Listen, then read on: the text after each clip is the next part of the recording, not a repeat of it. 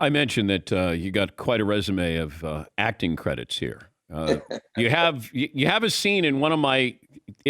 I don't like the movie per se because I didn't think they were believable as basketball players, but I loved your scene in White Men Can't Jump. Like I think I could take Wesley Snipe right now in hoops 1-on-1. Woody looks like he had a little bit of game there, Marcus. But tell me how you got the role in White Men Can't Jump. Well, we did a film for a student film project for the American Film Institute up in the hills of Pasadena late at night. Myself and Nigel McGill and Silk Kozer and all these actors. It was based on the life of Raymond Lewis, this great L.A. Legend, myth, just myth in terms of a basketball player. And so Silk Kozer was good friends with Ron Shelton, who wrote the movie, and they were casting for the part.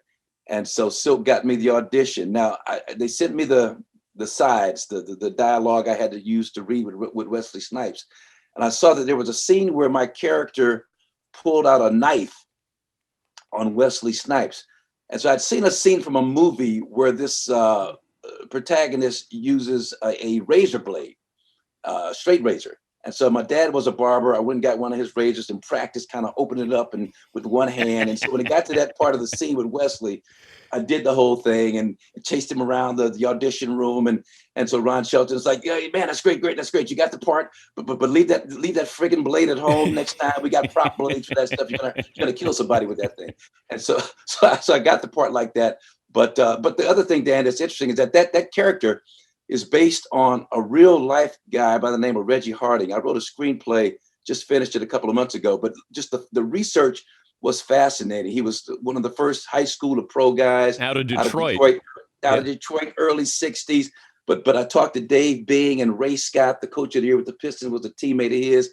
But Reggie was challenging Wilt Chamberlain. You're not the big man. I'm the big man. I'm gonna kick you behind. This is during the course of a game. And so but it's just fascinating that led me to doing some research on who this character really was.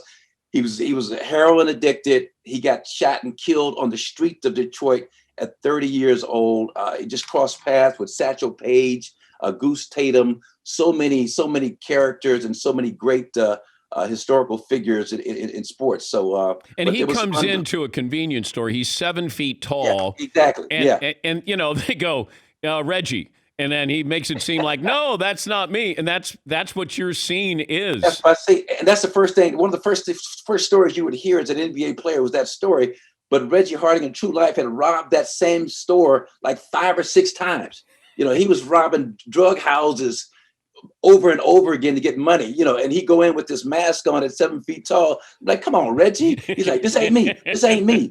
So that's the name of the screenplay. This ain't me. A tragic ending, but I had a lot of fun doing the movie and worked with a lot of great people. And you're right, Woody. So Woody and I, quick story, first time we played together, pickup basketball, that just wanted us all to play at the Hollywood Rec Center. And so Woody called this bogus foul, Dan. So I'm like, come on, Woody, that was a bullcrap foul. So Woody's like, what do you mean? What do you mean? Why would you impugn my integrity? Why would you impugn my integrity? I was like, Woody, first of all, I went to Crenshaw. I have no idea what it means. Number 2, it was still a bullcrap foul. Just laughed, and we kind of bonded after that. But we had a ball, man. We had a ball doing that. I talked to Rosie Perez recently, and she said she went out to lunch with Wesley Snipes and Woody Harrelson, and she said they got stoned. And she said then they came back, and, Ron Shelton wanted to make, you guys were getting ready to shoot. She said they were stoned. And I don't know how they were able to act, but they were stoned. And I said, were you? And she goes, no, I couldn't. I couldn't. I would have been so paranoid. But she said those guys were stoned through most of the movie. Well, Woody had the rap party, the big cast rap party at his crib out in Malibu, where he had the big teepee in the backyard, a real regulation size official Indian teepee. Of course. Native American teepee, excuse me. My wife's Native American. I got to be careful about that. But he had the Native American teepee. And in the teepee, man, you go in there, you're not coming out the same person. Let me just put it that way. You're coming out a whole different dude after you leave out of that teepee. So, yeah, but we had a great time. Woody had some good stuff. The best.